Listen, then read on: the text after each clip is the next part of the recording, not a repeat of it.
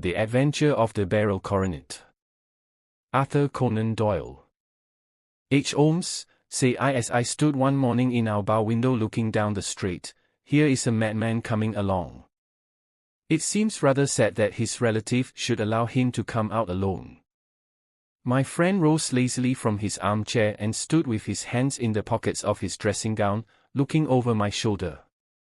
It was a bright, crisp February morning, and the snow of the day before still lay deep upon the ground, shimmering brightly in the wintry sun. Down the center of Baker Street it had been plowed into a brown crumbly band by the traffic, but at either side and on the heaped-up edges of the footpaths it still lay as white as when it fell. The grey pavement had been cleaned and scraped, but was still dangerously slippery, so that there were fewer passengers than usual. Indeed, from the direction of the Metropolitan Station no one was coming save the single gentleman whose eccentric conduct had drawn my attention. He was a man of about 50, tall, portly, and imposing, with a massive, strongly marked face and a commanding figure. He was dressed in a somber yet rich style, in black frock coat, shining hat, neat brown gaiters, and well-cut pearl grey trousers. Yet his actions were in absurd contrast to the dignity of his dress and features, for he was running hard, with occasional little springs, such as a weary man gives who is little accustomed to set any tax upon his legs. As he ran he jerked his hands up and down, waggled his head, and writhed his face into the most extraordinary contortions. "What on earth can be the matter with him?" I asked. "He is looking up at the numbers of the houses." "I believe that he is coming here," said Holmes, rubbing his hands. "Here?" "Yes, I rather think he is coming to consult me professionally. I think that I recognize the symptoms." "How? Did I not tell you?" As he spoke, the man, puffing and blowing, rushed at our door and pulled at our bell until the whole house resounded with the clanging. A few moments later he was in our room, still puffing, still gesticulating, but with so fixed a look of grief and despair in his eyes that our smiles were turned in an instant to horror and pity. For a while he could not get his words out, but swayed his body and plucked at his hair like one who has been driven to the extreme limits of his reason. Then, suddenly springing to his feet, he beat his head against the wall with such force that we both rushed upon him and tore him away to the center of the room. Sherlock Holmes pushed him down into the easy chair and, sitting beside him, patted his hand and chatted with him in the easy, soothing tones which he knew so well how to employ. "You have come to me to tell your story, have you not?" said he. "You are fatigued with your haste. Pray wait until you have recovered yourself, and then I shall be most happy to look into any little problem which you may submit to me." The man sat for a minute or more with a heaving chest, fighting against his emotion. Then he passed his handkerchief over his brow, set his lips tight, and turned his face towards us. "No doubt you think me mad," said he. "I see that you have had some great trouble," responded Holmes. "God knows I have. A trouble which is enough to unseat my reason, so sudden and so terrible is it. Public disgrace I might have faced, although I am a man whose character has never yet borne a stain. Private affliction also is the lot of every man, but the two coming together, and in so frightful a form, have been enough to shake my very soul. Besides, it is not I alone. The very noblest in the land may suffer unless some way be found out of this horrible affair." "Pray compose yourself, sir," said Holmes, "and let me have a clear account of who you are and what it is that has befallen you." "My name," answered our visitor, "is probably familiar to your ears. I am Alexander Holder, of the banking firm of Holder and Stevenson, of Threadneedle Street." The name was indeed well known to us as belonging to the senior partner in the second largest private banking concern in the City of London. What could have happened, then, to bring one of the foremost citizens of London to this most pitiable pass? We waited, all curiosity, until with another effort he braced himself to tell his story. I feel that time is of value, said he. That is why I hastened here when the police inspector suggested that I should secure your cooperation. I came to Baker Street by the underground and hurried from there on foot, for the cabs go slowly through this snow. That is why I was so out of breath, for I am a man who takes very little exercise. I feel better now, and I will put the facts before you as shortly and yet as clearly as I can. It is, of course, well known to you that in a successful banking business as much depends upon our being able to find remunerative investments for our funds as upon our increasing our connection and the number of our depositors.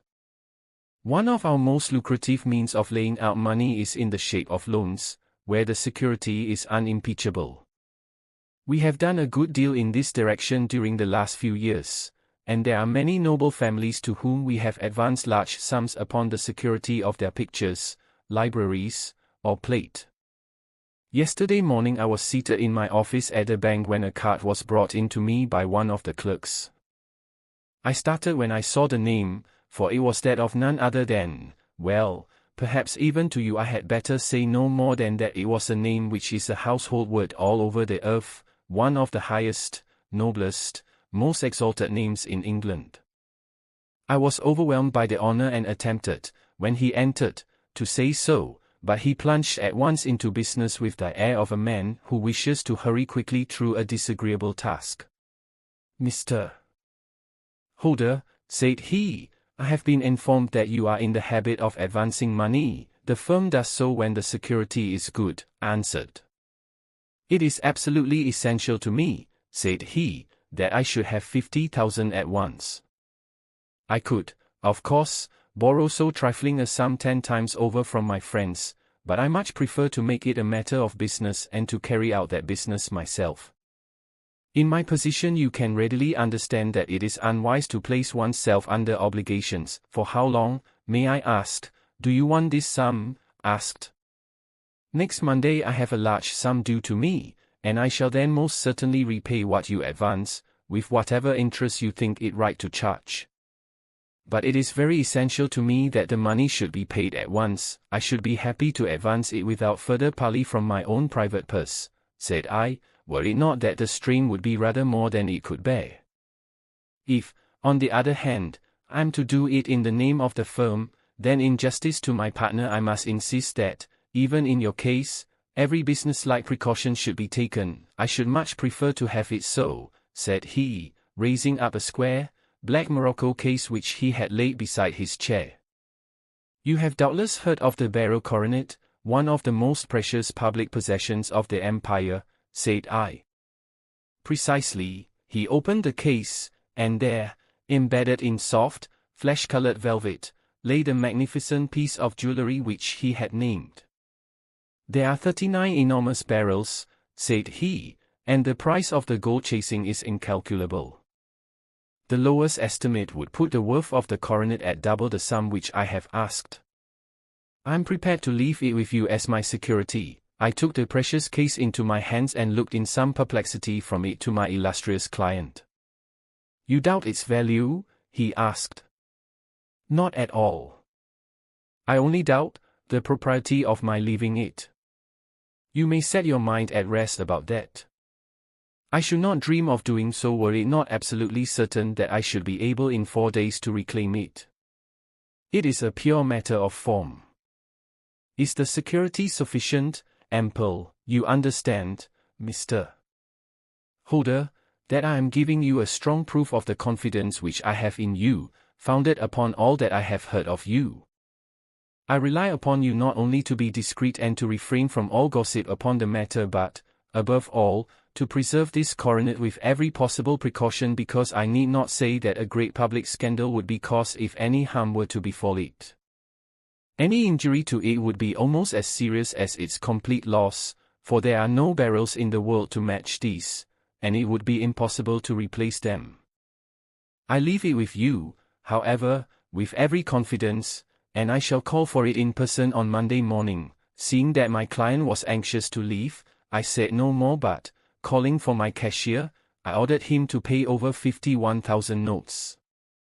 When I was alone once more, however, With the precious case lying upon the table in front of me, I could not but think with some misgivings of the immense responsibility which it entailed upon me. There could be no doubt that, as it was a national possession, a horrible scandal would ensue if any misfortune should occur to it. I already regretted having ever consented to take charge of it. However, it was too late to alter the matter now, so I locked it up in my private safe and turned once more to my work. When evening came, I felt that it would be an imprudence to leave so precious a thing in the office behind me. Bankers' safes had been forced before now, and why should not mine be? If so, how terrible would be the position in which I should find myself? I determined, therefore, that for the next few days I would always carry the case backward and forward with me, so that it might never be really out of my reach. With this intention, I called a cab and drove out to my house at Streatham, carrying the jewel with me. I did not breathe freely until I had taken it upstairs and locked it in the bureau of my dressing room. And now a word as to my household, Mr. Holmes, for I wish you to thoroughly understand the situation. My groom and my page sleep out of the house, and may be set aside altogether. I have 3 maidservants who have been with me a number of years and whose absolute reliability is quite above suspicion. Another, Lucy Parr, the second waiting maid, has only been in my service a few months. She came with an excellent character, however, and has always given me satisfaction. She is a very pretty girl and has attracted admirers who have occasionally hung about the place.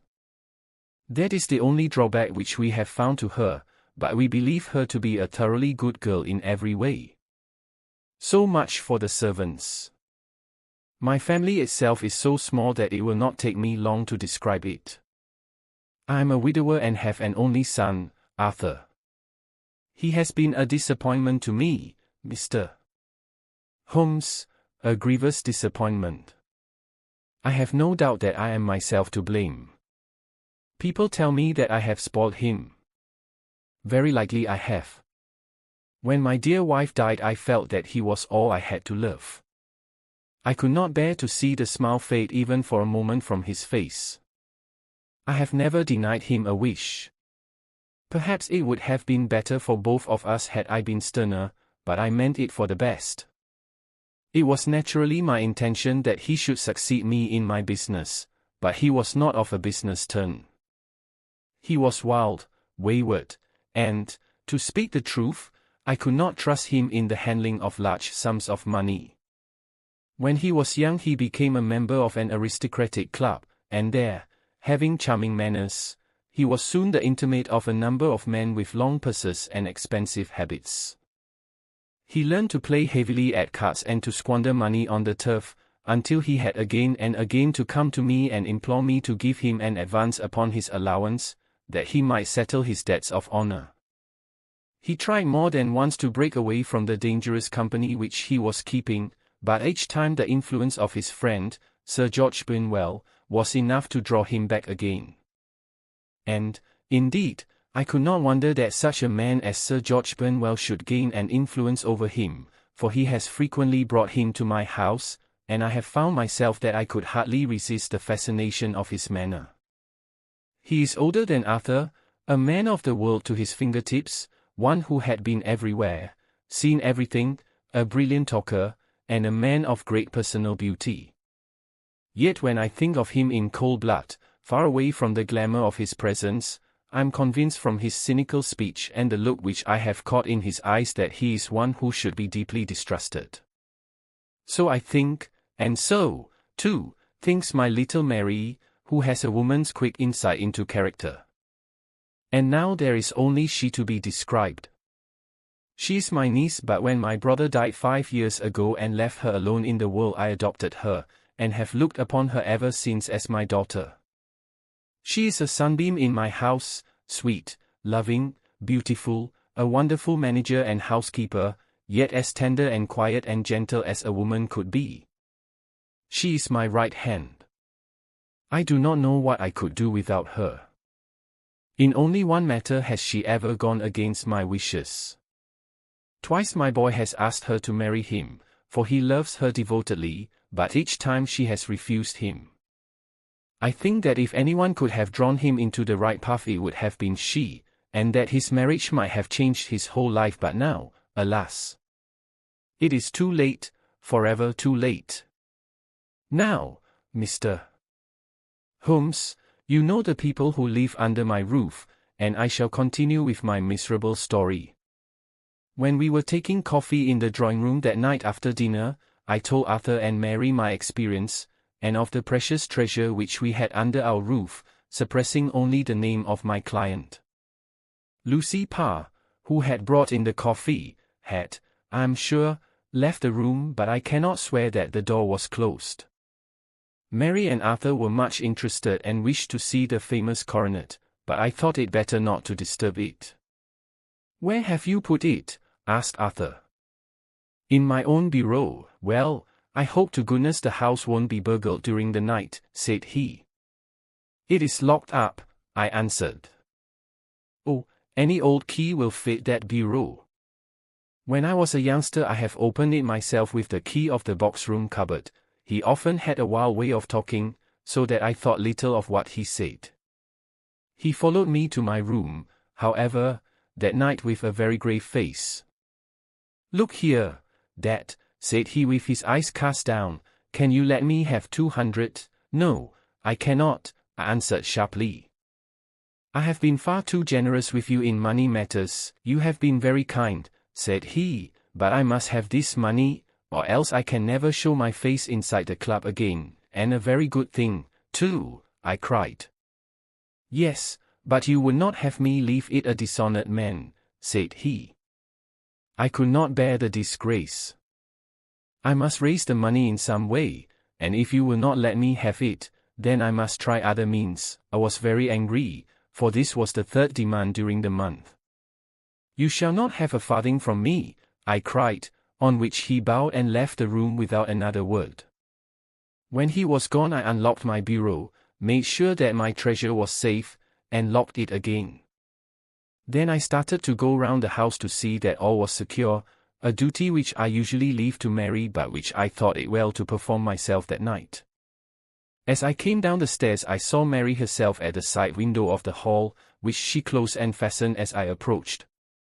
"Tell me, Dad," said she, looking, I thought, a little disturbed, "did you give Lucy, the maid, leave to go out tonight?" "Certainly not, she came in just now by the back door.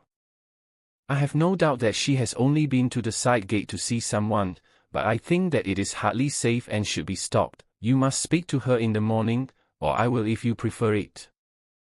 "Are you sure that everything is fastened?" "Quite sure, Dad." "Then, good night." I kissed her and went up to my bedroom again, where I was soon asleep.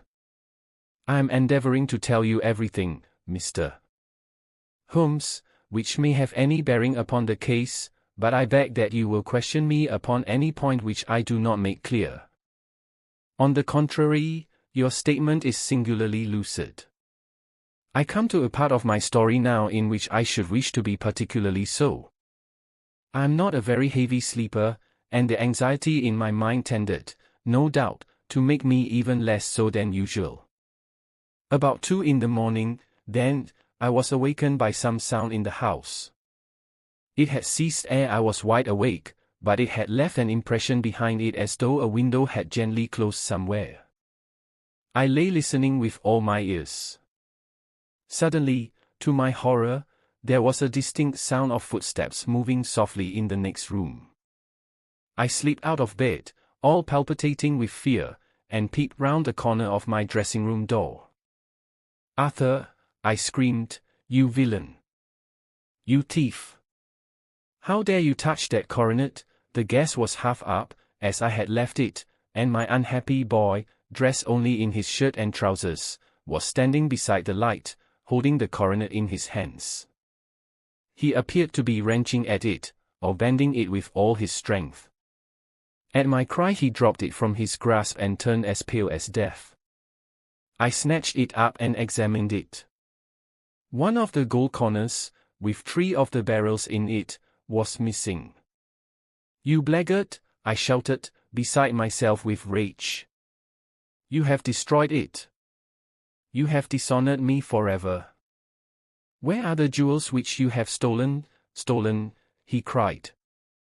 Yes, thief, I roared, shaking him by the shoulder.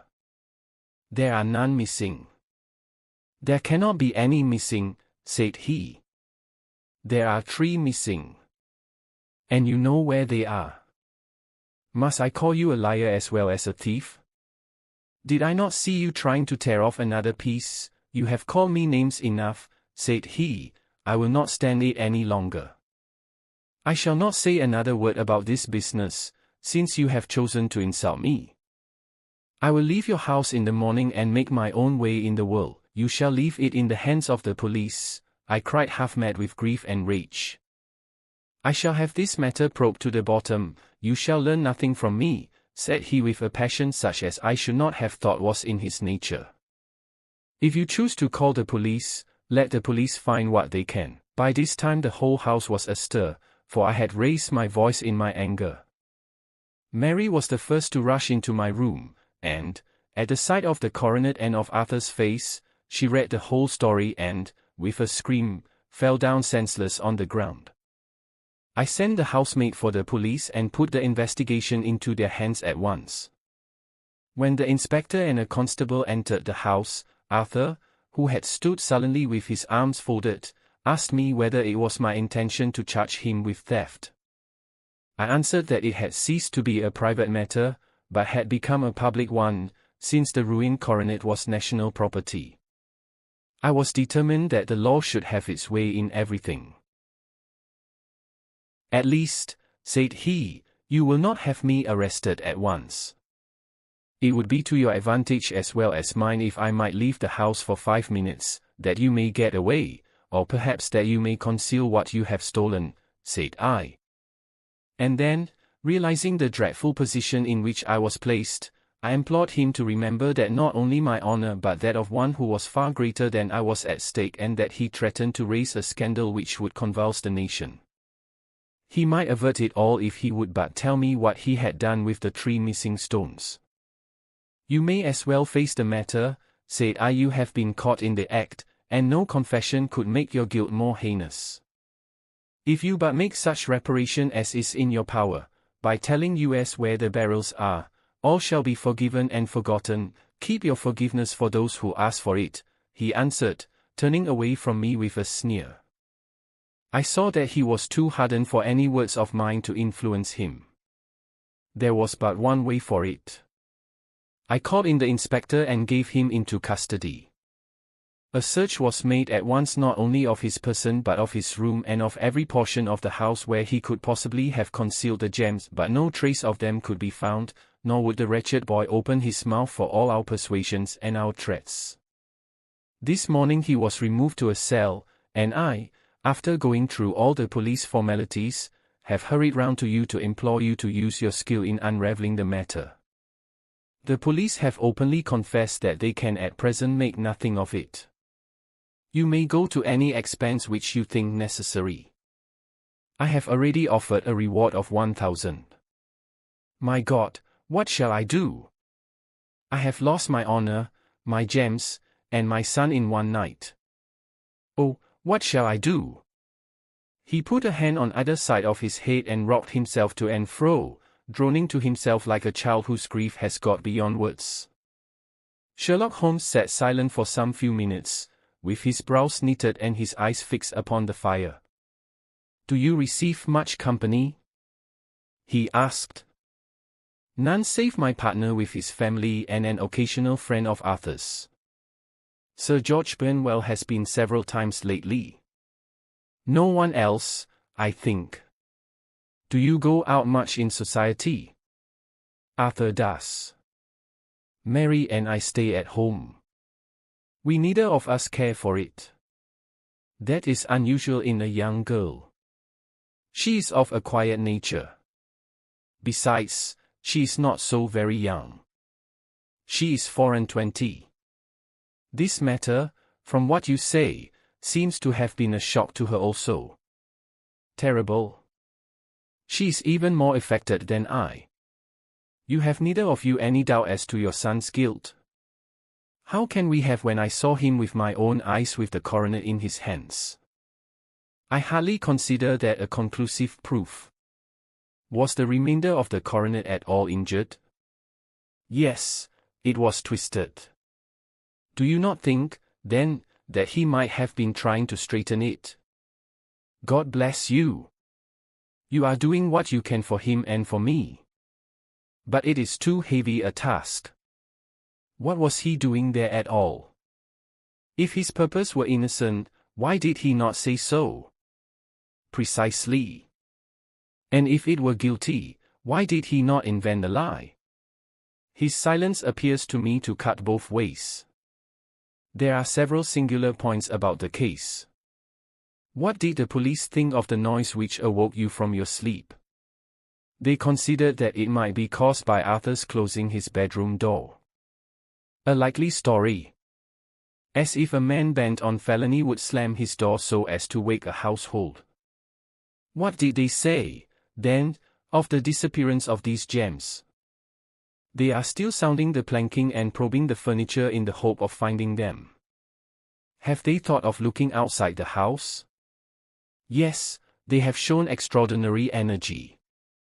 The whole garden has already been minutely examined. Now, my dear sir, said Holmes, is it not obvious to you now that this matter really strikes very much deeper than either you or the police were at first inclined to think? It appeared to you to be a simple case. To me it seems exceedingly complex. Consider what is involved by your theory. You suppose that your son came down from his bed, went, at great risk, to your dressing room, opened your bureau, took out your coronet, broke off by main force a small portion of it, went off to some other place, concealed 3 gems out of the 39, with such skill that nobody can find them, and then returned with the other 36 into the room in which he exposed himself to the greatest danger of being discovered. I ask you now, is such a theory tenable? But what other is there? Cried the banker with a gesture of despair.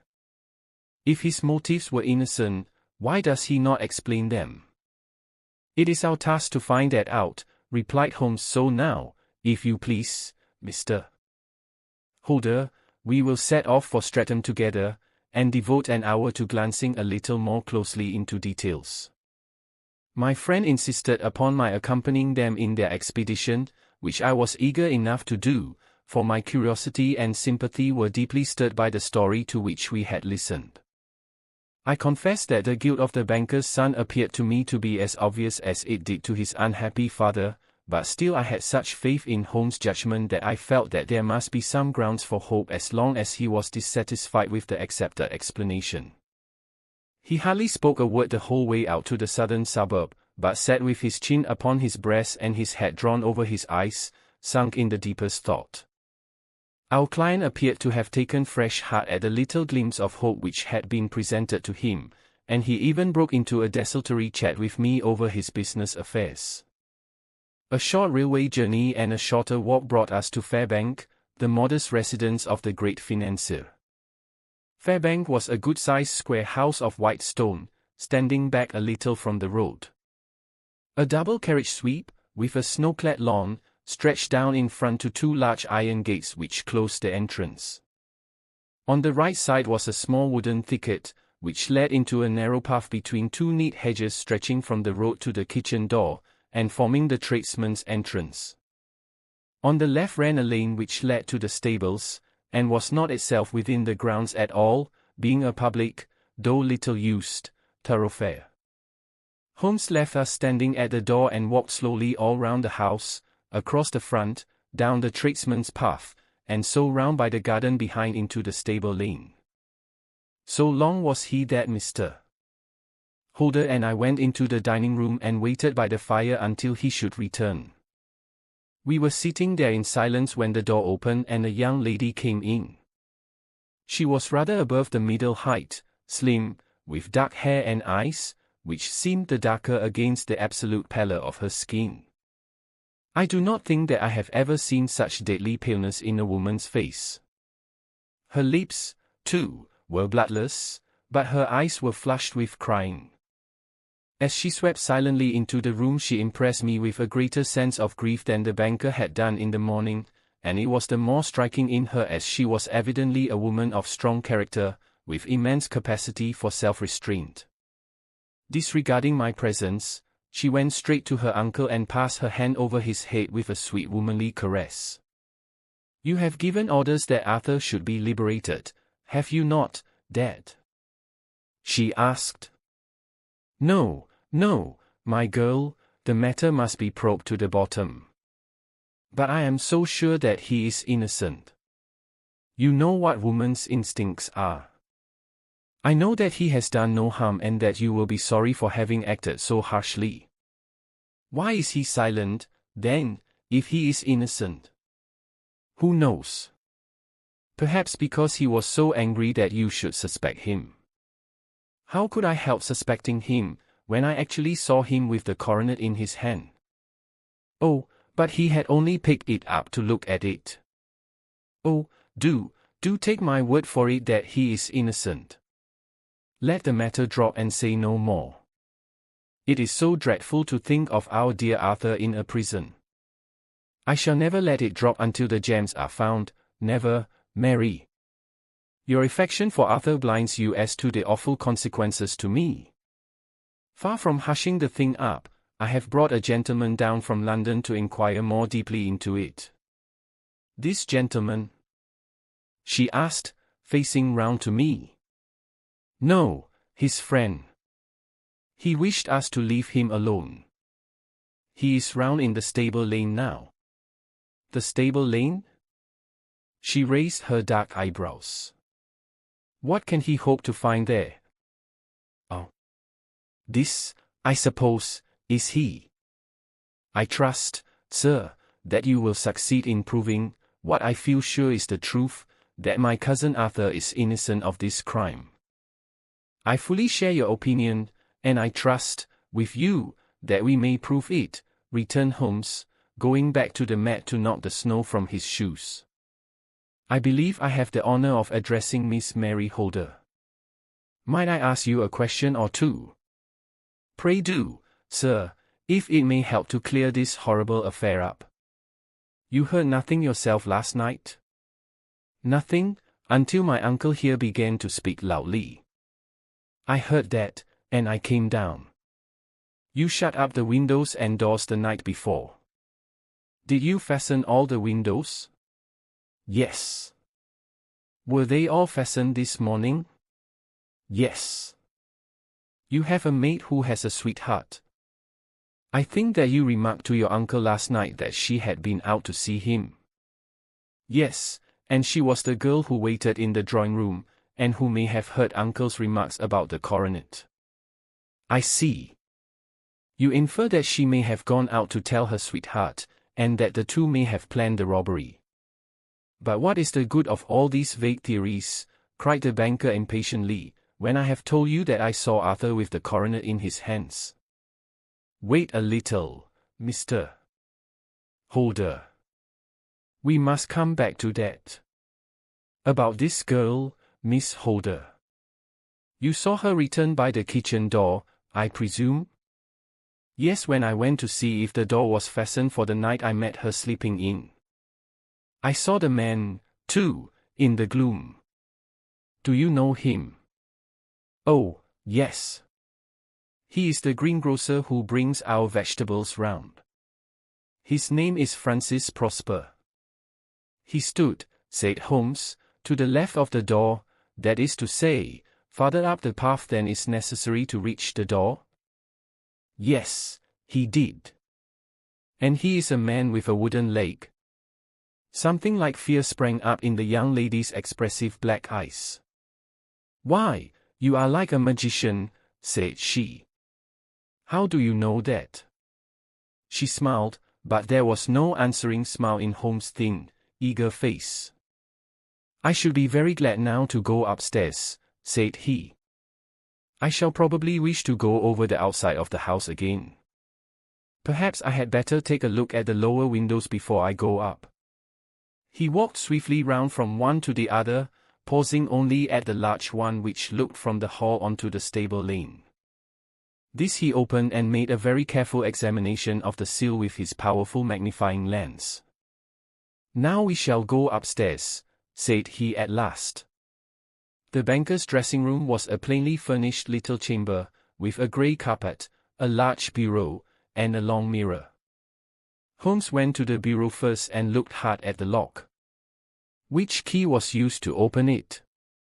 he asked. "That which my son himself indicated, that of the cupboard of the lumber room." "Have you it here?" "That is it on the dressing table." Sherlock Holmes took it up and opened the bureau. "It is a noiseless lock," said he. "It is no wonder that it did not wake you. This case, I presume, contains the coronet. We must have a look at it." He opened the case, and taking out the diadem he laid it upon the table. It was a magnificent specimen of the jeweller's art, and the 36 stones were the finest that I have ever seen. At one side of the coronet was a cracked edge, where a corner holding 3 gems had been torn away. "Now, Mr. Holder," said Holmes, "here is the corner which corresponds to that which has been so unfortunately lost. Might I beg that you will break it off?" The banker recoiled in horror. "I should not dream of trying," said he. "Then I will." Holmes suddenly bent his strength upon it, but without result. "I feel it give a little," said he, "but, though I am exceptionally strong in the fingers, it would take me all my time to break it. An ordinary man could not do it. Now, what do you think would happen if I did break it, Mr. Holder?" "There would be a noise like a pistol shot." "Do you tell me that all this happened within a few yards of your bed and that you heard nothing of it?" "I do not know what to think. It is all dark to me. But perhaps it may grow lighter as we go. What do you think, Miss Holder?" "I confess that I still share my uncle's perplexity. Your son had no shoes or slippers on when you saw him." "He had nothing on save only his trousers and shirt." "Thank you. We have certainly been favored with extraordinary luck during this inquiry, and it will be entirely our own fault if we do not succeed in clearing the matter up. With your permission, Mr. Holder, I shall now continue my investigations outside." He went alone, at his own request, for he explained that any unnecessary footmarks might make his task more difficult. For an hour or more he was at work, returning at last with his feet heavy with snow and his features as inscrutable as ever. "I think that I have seen now all that there is to see, Mr. Holder," said he. "I can serve you best by returning to my rooms." "But the gems, Mr. Holmes? Where are they?" "I cannot tell." The banker wrung his hands. "I shall never see them again," he cried. "And my son? You give me hopes." "My opinion is in no way altered." "Then, for God's sake, what was this dark business which was acted in my house last night? If you can call upon me at my Baker Street rooms tomorrow morning between 9 and 10, I shall be happy to do what I can to make it clearer. I understand that you give me carte blanche to act for you, provided only that I get back the gems, and that you place no limit on the sum I may draw." "I would give my fortune to have them back." "Very good. I shall look into the matter between this and then.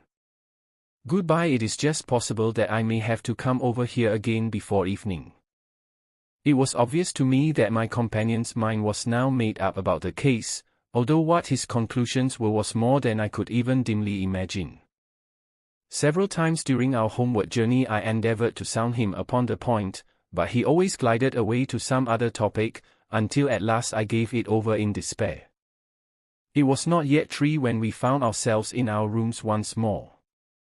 He hurried to his chamber and was down again in a few minutes, dressed as a common loafer. With his collar turned up, his shiny, seedy coat, his red cravat, and his worn boots. He was a perfect sample of the class.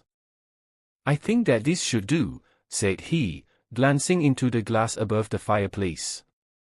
"I only wish that you could come with me, Watson, but I fear that it won't do. I may be on the trail in this matter, or I may be following a will-o'-the-wisp, but I shall soon know which it is. I hope that I may be back in a few hours." He cut a slice of beef from the joint upon the sideboard, sandwiched it between 2 rounds of bread, and thrusting this root meal into his pocket he started off upon his expedition. I had just finished my tea when he returned, evidently in excellent spirits, swinging an old elastic-sided boot in his hand. He chucked it down into a corner and helped himself to a cup of tea. "I only looked in as I passed," said he. "I am going right on." "Where to?" "Oh, to the other side of the West End. It may be some time before I get back. Don't wait up for me in case I should be late." "How are you getting on?" "Oh, so. Nothing to complain of. I have been out to Streatham since I saw you last, but I did not call at the house. It is a very sweet little problem, and I would not have missed it for a good deal. However, I must not sit gossiping here, but must get these disreputable clothes off and return to my highly respectable self." I could see by his manner that he had stronger reasons for satisfaction than his words alone would imply. His eyes twinkled, and there was even a touch of color upon his sallow cheeks. He hastened upstairs, and a few minutes later I heard the slam of the hall door, which told me that he was off once more upon his congenial hunt. I waited until midnight, but there was no sign of his return, so I retired to my room. It was no uncommon thing for him to be away for days and nights on end when he was hot upon a scent, so that his lateness caused me no surprise. I do not know at what hour he came in, but when I came down to breakfast in the morning there he was with a cup of coffee in one hand and the paper in the other, as fresh and trim as possible. "You will excuse my beginning without you, Watson," said he, "but you remember that our client has rather an early appointment this morning." "Why, it is after 9 now," I answered. "I should not be surprised if that were he. I thought I heard a ring." It was, indeed, our friend the financier. I was shocked by the change which had come over him, for his face, which was naturally of a broad and massive mold, was now pinched and fallen in, while his hair seemed to me at least a shade whiter. He entered with a weariness and lethargy which was even more painful than his violence of the morning before, and he dropped heavily into the armchair which I pushed forward for him. "I do not know what I have done to be so severely tried," said he. "Only 2 days ago I was a happy and prosperous man, without a care in the world. Now I am left to a lonely and dishonored age. One sorrow comes close upon the heels of another. My niece, Mary, has deserted me." "Deserted you?" "Yes. Her bed this morning had not been slept in, her room was empty, and a note for me lay upon the hall table. I had said to her last night, in sorrow and not in anger, that if she had married my boy all might have been well with him. Perhaps it was thoughtless of me to say so. It is to that remark that she refers in this note. My dearest uncle, I feel that I have brought trouble upon you, and that if I had acted differently this terrible misfortune might never have occurred. I cannot, with this thought in my mind, ever again be happy under your roof, and I feel that I must leave you forever. Do not worry about my future, for that is provided for, and, above all, do not search for me, for it will be fruitless labor and an ill service to me. In life or in death, I am ever, your loving Mary. What could she mean by that note, Mr. Holmes?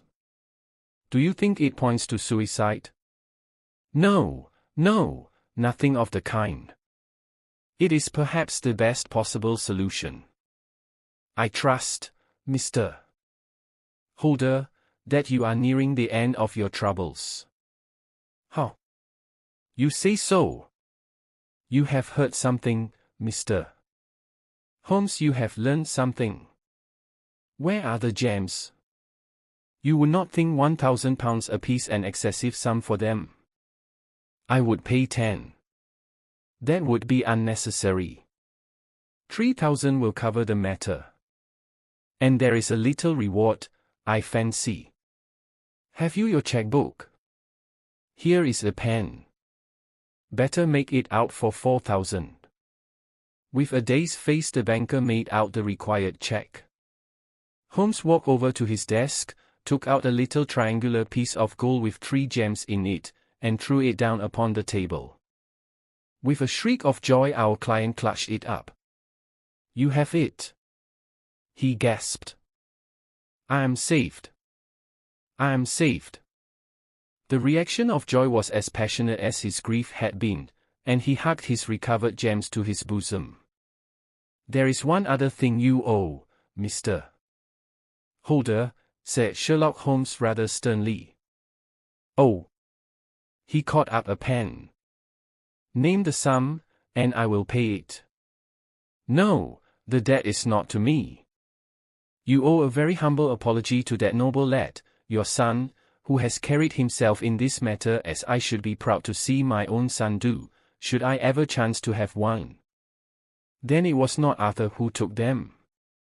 I told you yesterday, and I repeat today, that it was not. You are sure of it? Then let us hurry to him at once to let him know that the truth is known.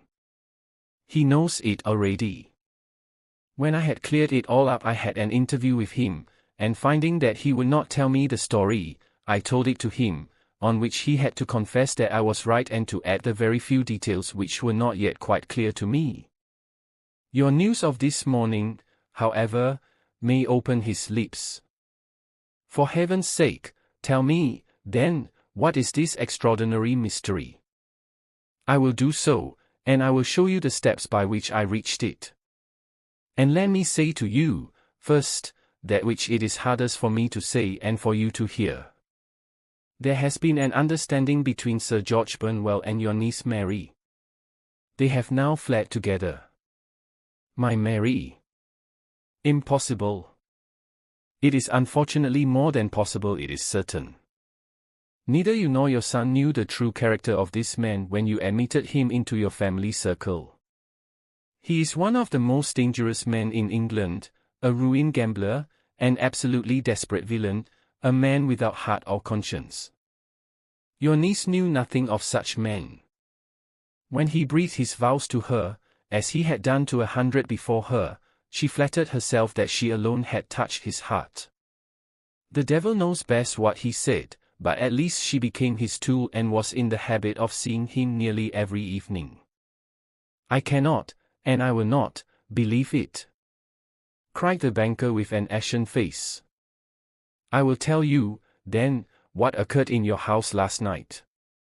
Your niece, when you had, as she thought, gone to your room, slid down and talked to her lover through the window which leads into the stable lane. His footmarks had pressed right through the snow, so long had he stood there. She told him of the coronet. His wicked lust for gold kindled at the news, and he bent her to his will. I have no doubt that she loved you, but there are women in whom the love of a lover extinguishes all other loves, and I think that she must have been one. She had hardly listened to his instructions when she saw you coming downstairs, on which she closed the window rapidly and told you about one of the servants' escapade with her wooden-legged lover, which was all perfectly true. Your boy, Arthur, went to bed after his interview with you, but he slept badly on account of his uneasiness about his club debts. In the middle of the night he heard a soft tread pass his door, so he rose and, looking out, was surprised to see his cousin walking very stealthily along the passage until she disappeared into your dressing-room. Petrified with astonishment, the lad slipped on some clothes and waited there in the dark to see what would come of this strange affair.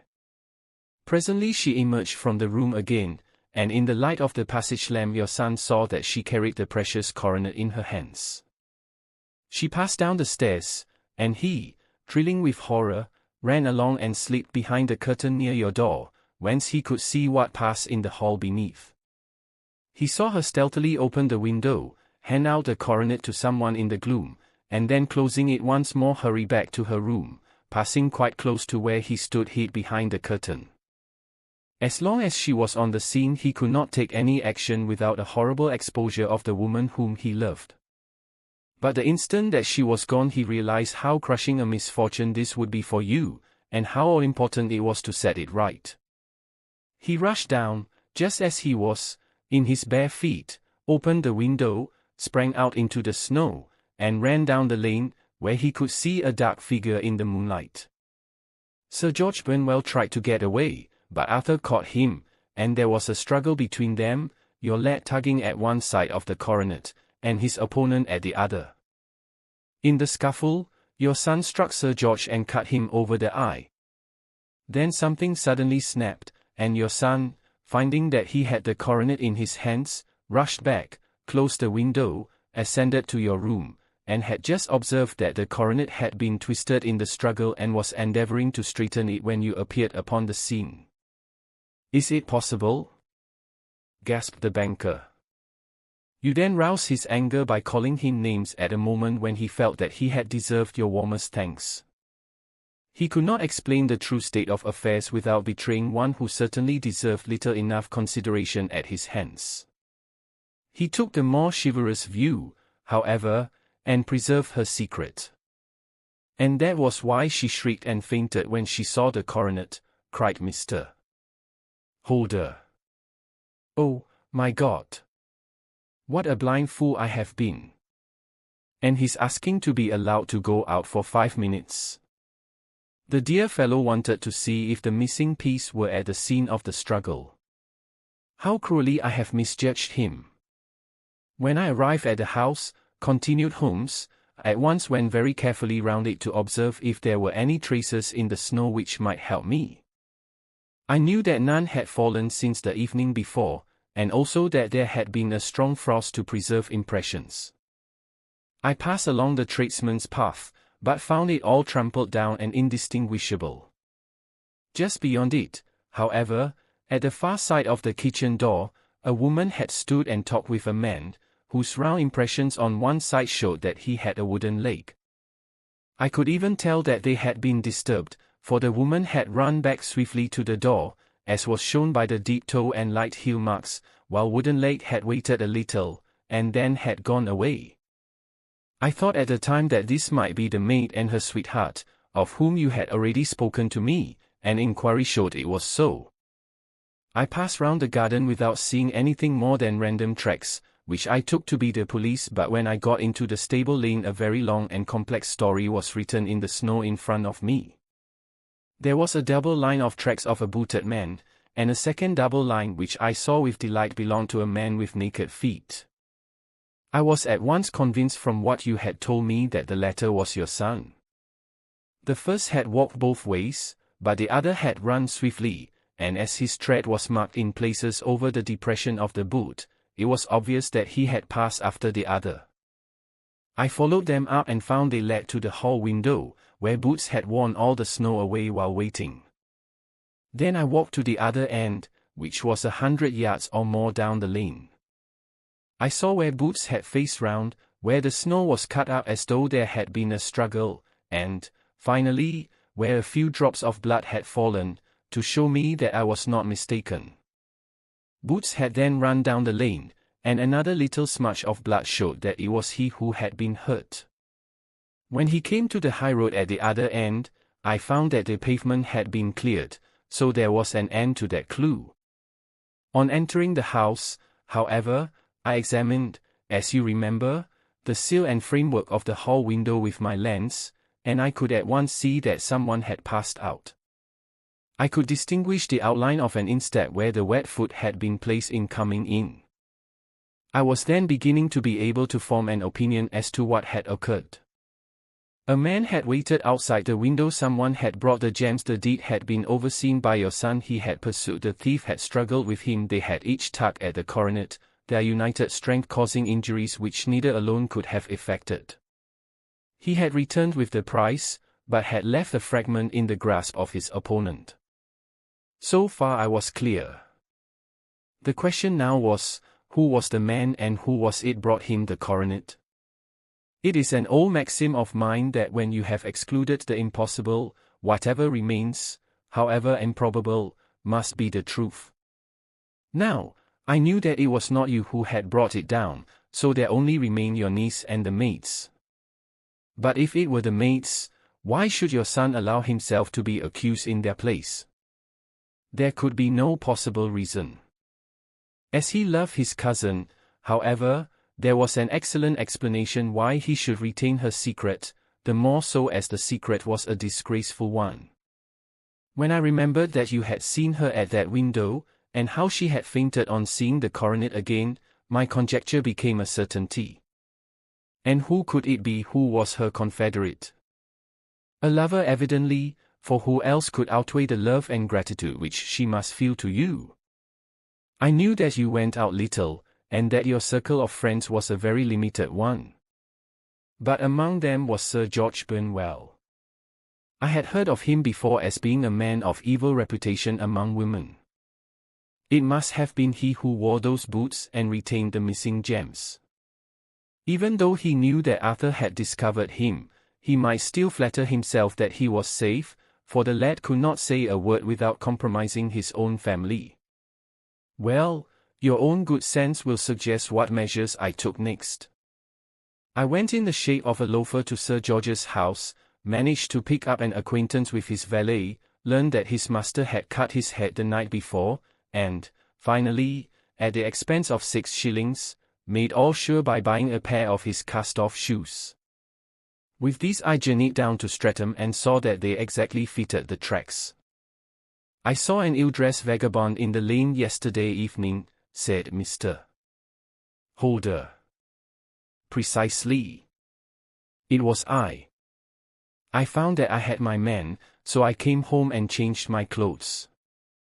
It was a delicate part which I had to play then, for I saw that a prosecution must be avoided to avert scandal, and I knew that so astute a villain would see that our hands were tied in the matter. I went and saw him. At first, of course, he denied everything. But when I gave him every particular that had occurred, he tried to bluster and took down a life-preserver from the wall. I knew my man, however, and I clapped a pistol to his head before he could strike. Then he became a little more reasonable. I told him that we would give him a price for the stones he held, 1,000 apiece. That brought out the first signs of grief that he had shown. "Why, dash it all," said he, "I've let them go at 600 for the 3. I soon managed to get the address of the receiver who had them, on promising him that there would be no prosecution. Off I set to him, and after much chaffering I got our stones at £1,000 apiece.